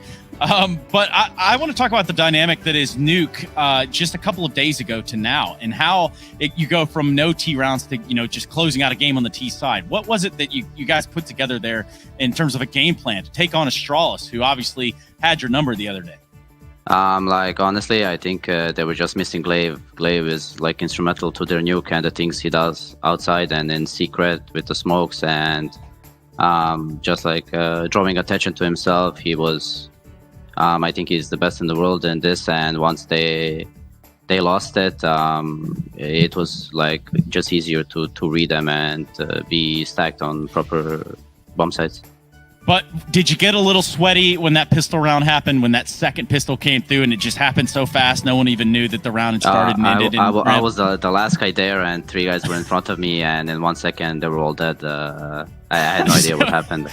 It's like one of those rounds, like how do you even get mad about that, right? Like it's just so fast, it's so furious. It's wild scenes. But anyway, congratulations. Next, so we're going to let you go, I guess, celebrate how G2 celebrates. I've seen how you guys do it after parties, and I'm talking about Ocelot. That guy's a character. So thank you very much for your time. Thank you guys for having me. Cool. All right. So, Blatt, Pimp, what are we thinking? How do we diagnose it now that we've talked and heard from the G2 side? I think, yeah, go ahead. Go ahead. No, you go ahead. All right. No, you go ahead. No, you go ahead. Why didn't you go ahead? Be quiet. No, but Jacob, just go ahead, man. I feel like this is how the comms usually are in G2. Yeah, to be basically, honest. yeah. But, I feel like that they seem to have a very good understanding as to like, yeah, it's not like it's a combination of them overperforming. They had a good game plan in mind, and of course they were feeling comfortable. The players were popping out. It was unbridled aggression coming out from them, but I also know Glaive's absence on that nuke map just kind of like allowed Astralis to disintegrate, especially on the CT side. So good for them, you know, from a point where they almost seemed to get knocked out from the group in the last place just because of a bomb defusal. Now they come on top of the group, so I guess they'll take it considering how battered they've been feeling of late. Yeah, I'm glad Nex got to mention it, right? The absence of Glaive, I think that's instrumental. It's not Yugi's fault that he's not Glaive, right? You're bringing in an AWP player to replace the best in-game leader in the world, to replace a guy that is always, as Nex has said, drags attention towards him. He's one of the best outside yard players, and he's so instrumental in the way that he calls on the T-side on Nuke as well. I don't blame Magix, I don't blame Yugi, I don't blame anyone for this loss, but it is maybe the reality that Astralis is facing right now, that some maps are going to be good for them, and some maps are going to be tougher to implement Yugi in that playstyle. Yeah, and I can understand that. I can sympathize with that, moreover, which is why we start to take a look at it, at the groups as a whole. We now have the results of the group. We know who the big dogs are. Perhaps one of you guys want to take the reins on this one. Blay, what do you think? Yeah, I mean, there was a world where, you know, anything could have really happened. There was a world where it could have been a three-way tie at the bottom with Astralis coming out on top. And I'll be honest, I think all of us expected Astralis to go 3-0. But with this happening, G2 plays first, even though they're the same points as Astralis, because if it is a two-way tie, it's going to be a head-to-head matchup, right? Which is going to be considered. So G2 beating Astralis puts them in the first spot. And Heroic and North, you can see clearly there, they have the same win-loss record. But Heroic winning that match against North today ensures that they go above them. So there you have it, G2 going to the playoffs in the upper brackets. In the meantime, Astralis is going to be in the lower brackets alongside Heroic. And that's scary, though, because Astralis, bear in mind, even despite today's loss, they can definitely be a force to be reckoned with. And just to add a little context to what Blair is saying right here, had G2 lost to Heroic yesterday, they would have been out already before today. Even if they would have won against Astralis, they would have been out of the tournament. They would have been placed in that fourth place. Now they find themselves as the victories, you know, and that was all down to the fact that Nico didn't pick up a kit in that game against G2 the other day. So it's a group that was super, super close. I think a lot closer than expected, but also a very exciting group. And I'm glad we get to see both Astralis, G2, and Heroic play again. North, you know, it was looking all right the first day, but apart from that, didn't really bring anything to the table. Nothing really kind of sparked your interest there in terms of where Danish Counter-Strike is heading. Jacob, you want to tell us a little bit how you feel and, you know, what you're thinking in this moment? Where's the heart of Danish Counter-Strike? I mean, if you, I think I can say with one sentence that North probably right now is the 5th best Danish team. Yikes. Fifth? Who's the fourth? Let's just calm down. Nobody go to the races just yet. Jacob, explain yourself, please. I mean, obviously Astralis is number 1. I think Mad Lions have deserved that second spot, being very consistent as of lately. Copenhagen Flames, they were looking super, super solid in Road to Rio, and I think Heroic have always shown now that even with their new stand-in, their new player, they're already looking better than North. And to be fair, you know, it's a very close call, but if I had to rank them, I would say that North is the 5th best Danish team, which is ridiculous to think about when they're sitting in there in Parken and actually have some of the best facilities in the world. So I hope for North they step it up, and I hope they find the groove. We have seen some positive signs coming out for them, especially AC, a superstar, maybe returning to his form. But apart from that, nothing really sparks my interest at the moment. Well, Blatt, let me hold on. We'll get back to that. Trust me, that is certainly a conversation. Maybe the next guy has a couple of things to say about. We're going to go ahead and bring in Device. Hello, can you hear us, Device? Yeah, can you hear me? Yes, sir. Can't hear you. It's always a good thing for us to run one of those comm checks, I think. Listen, man, tough day in the office. I feel like we get to chat every other day. So at least on this one, things shaped up probably not how you were expecting. Things looked a little bit more wonky there. Talk to me about Nuke. Yeah, I guess that there's no secret that we haven't really practiced that much with Jacob, and like our expectations for the group stage here was basically just to go through to the playoffs. We literally didn't have any practice after the road to Rio.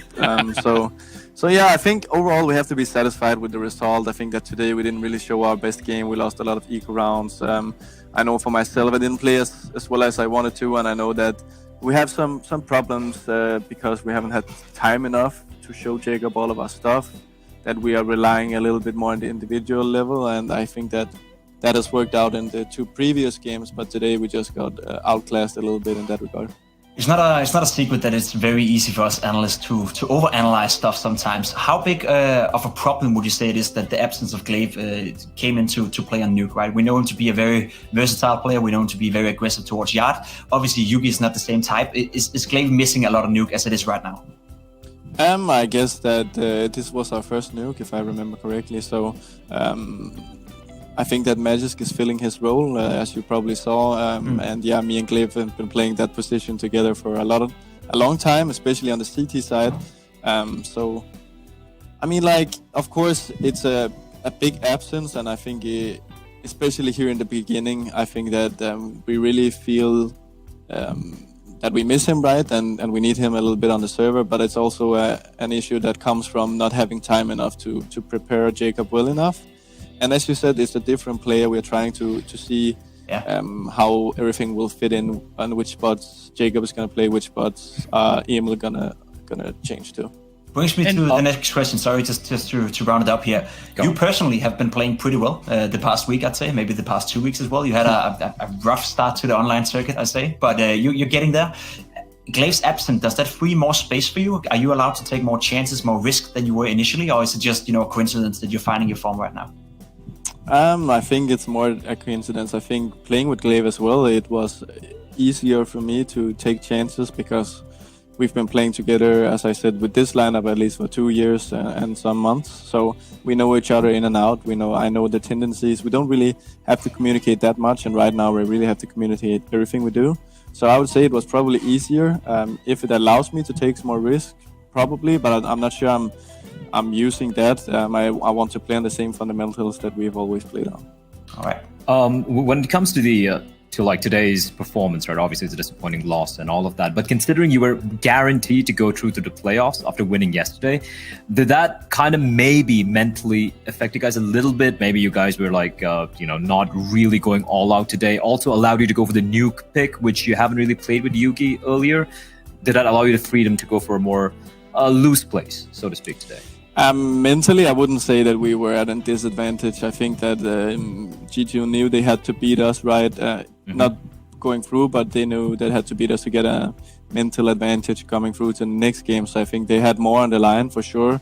I think it's the PC almost fell down. Anyways, careful, man. As I said, I think that it was a game that mattered maybe a little bit more for G2, and also they got the first place in the group. I think that it's just tough right now. It's tough for us as players. There's a lot of fatigue, and as you saw, Glaive, which is one of my best friends, is out of the server. So we're just trying to do our best, and I think that we can be satisfied overall, as you said. But of course, we're going to be disappointed when we lose. So, I mean, we've ran into this scenario before where, players have left a long time standing roster. Device, is it something, and be honest, is it something where you even kind of miss his voice in a way? Like he's just absent, something sure. that's been there, kind of like a guiding hand almost. It's kind of been there that whole time. I imagine a weird one. I mean, for us, especially me, Seb, Glaive, also Magisk, we've been together for a long time, right? So usually just the thought of not playing together with a teammate is kind of tough. So yeah, of course you miss him. I guess, as you said, left the team. It's not really the truth. He is just burned out, right? He's gonna come back to the team for sure. That's the plan, right? So you never know how stress impacts a player and a person. So we're just hoping for the best, right? And I know for myself, it was really tough to come back. So yeah, of course we miss him, and hopefully we can put on a show that he can watch when he's trying to rest. When he's trying to get his relaxation on. Hey, I've got one last one for you. I promise we'll let you go, Debbie. I swear to you. But my question is more so about the future, right? If we look at what Astralis is doing, and you guys are building depth in a lineup, right?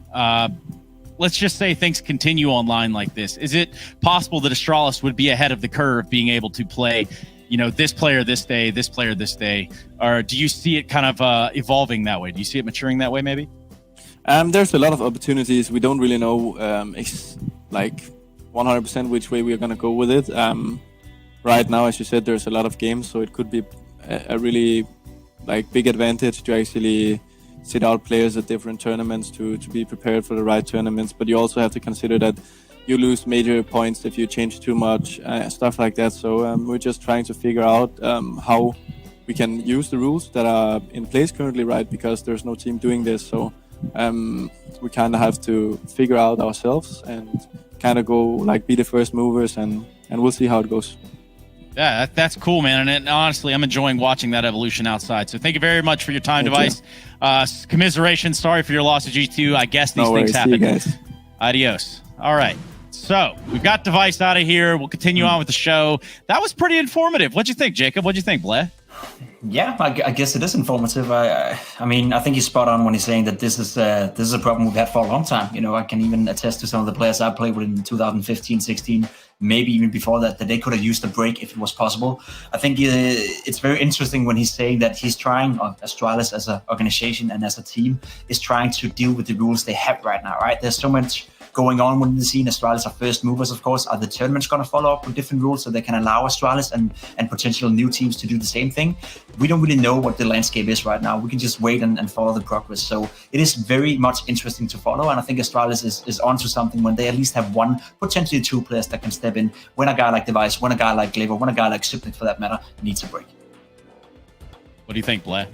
Where do you think? I agree. Where do we stand? I agree with it. I agree with him there, where it's like, I don't think they know, obviously I don't think Astralis can know 100% all the repercussions and what can really happen with a 7-man roster, right? They are taking a very bold step into a concept which has been in Counter-Strike for a very long time, and it's not really worked on out. But if there's one org who has the right system in place, the right people behind the team, like you have someone like Zonic, I mean, Jesus Christ, what more do you want? You have the entire infrastructure of Astralis behind the org, and this is, I feel like a low-risk testing ground, so to speak, for the system, with Yugi coming in. And it's a perfect time. Glaive, he's a little burned out. You just won the road to Rio. You got the RMR points. You have a little bit of a lighter period of Counter-Strike games where it's not too much at stake. And then you have the player break. So this is the ideal time, in my opinion, to try out the 7-player system they have here. And I think a lot of teams are going to be keeping an eye on how this plays out for Astralis. And that might actually dictate the future of Counter-Strike rosters down the line. It certainly will, and that's kind of what I was hinting at there with Device. Now, what we should do is pick up on Group A once more, just to kind of close this one out completely and show everyone where we stand at the end of the day. I think it's pretty apparent as to who wins the group. What do you guys think? Yeah, as before, it's very interesting, right? G2, they probably should have been out before they even played today against Astralis, and now they end up winning the entire group. To those of you who didn't see it, you can probably head in and watch a VOD of that game. G2 playing against Heroic. Honestly speaking, there was no way G2 should have won that. Heroic messed up massively in the last and final map on Mirage, so go watch that one for yourself. Had Heroic not done that, G2 would have been out, even with a victory against Astralis. So it's a very close, very interesting group, but at the end of the day, G2 ends up as number one, and I think they deserve it, right? The display they put on today against Astralis was very strong.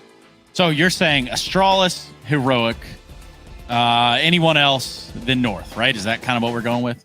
I think if you had to do a power ranking right now in Danish Counter-Strike, I would put Astralis as number one. I'd put Mad Lions as number two. I'd put Copenhagen Flames, Heroic, third, fourth, I don't know. And then the fifth place, North can fight for that one, I don't know, with whoever is down there.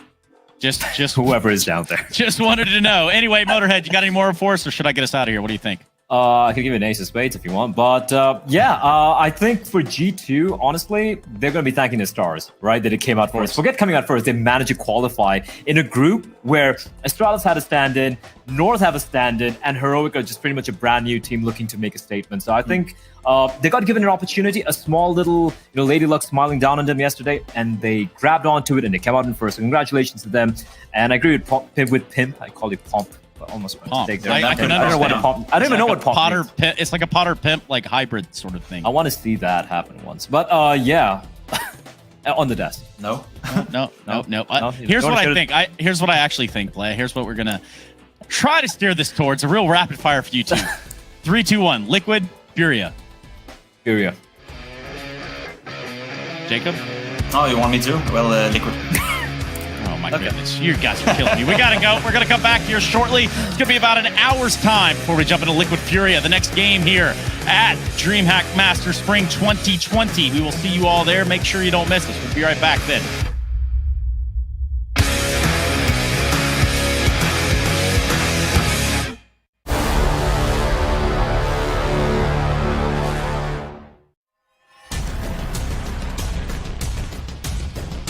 Flashbang's affected. They have got through the smoke wall here, but Chris J, he is the final boss of the bomb site. Now Spitty and Chris J to keep Mousesports alive. Oh, Chris! He's found 3. It's down to a 2-on-2. Chris, can he close this with an ace?